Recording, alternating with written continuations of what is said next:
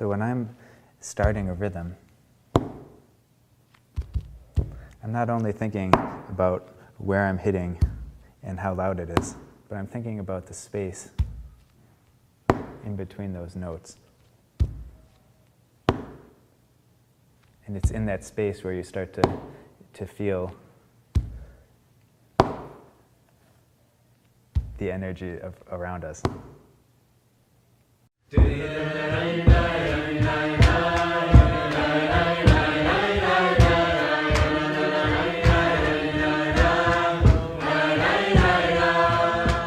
In this video series, which is part of my ongoing battle with the Jewish world over rhythm, I'm going to teach you how to make beats and rhythms on tabletops, floors, amuds, stenders, and other found objects around the house.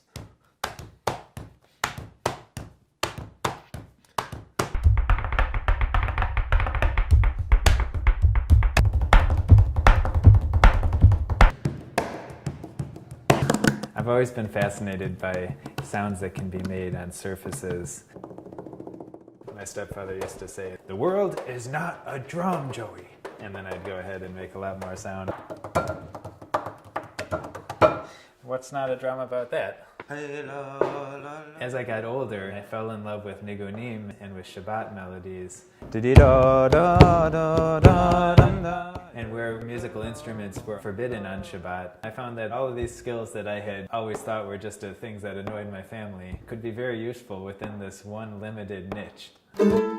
During the week, I work as a professional guitarist and mandolin player. On Shabbat, I always put my instruments down, and Shabbat's a time just for singing and for using the objects that are around us.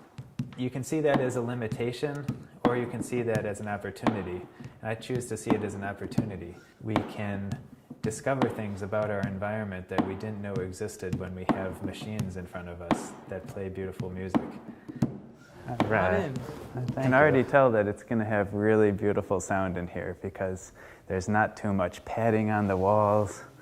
There's not too much padding on the chairs. There's no carpet, so you can already get a sense that it's going to be alive.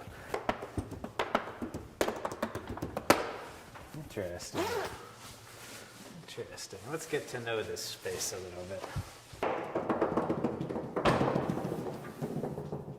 Yeah, so I like to always circulate a room and just get a sense of what it's like.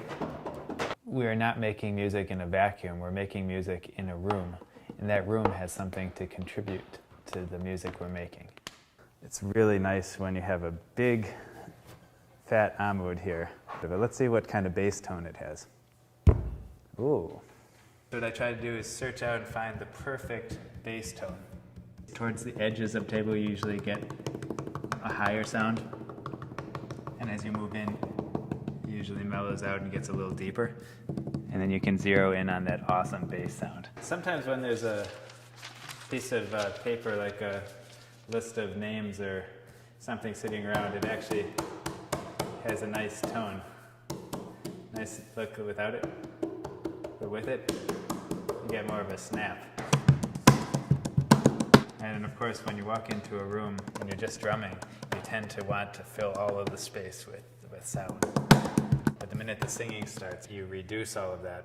The more people who are singing, the less you have to drum. So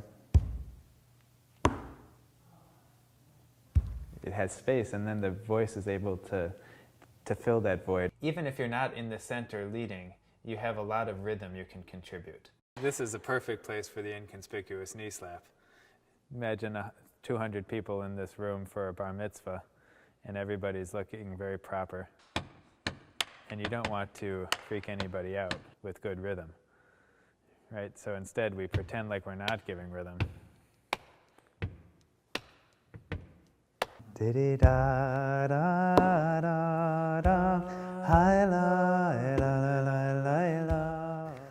Yeah, so we're just doing various really pretty delicate rhythm. For example, we're not going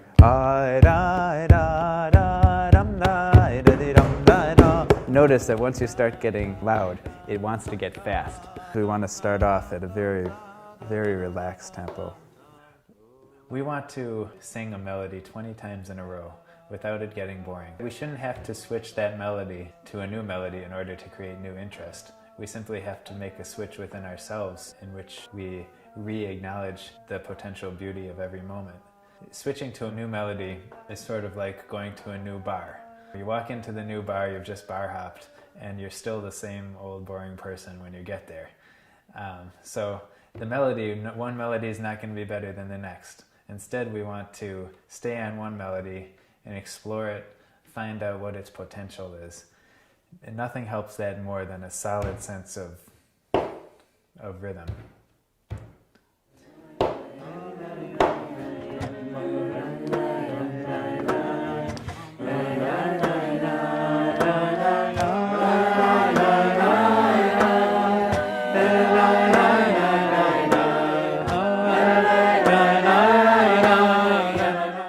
The process of getting in tune with ourselves and getting in tune with our neighbors and our fellow singers is the same process as getting in tune with the world as a whole, which is exactly what we're trying to do when we daven. In that way, music has the ability to teach us a lot about davening, and music ultimately helps us reach the same goals that davening does.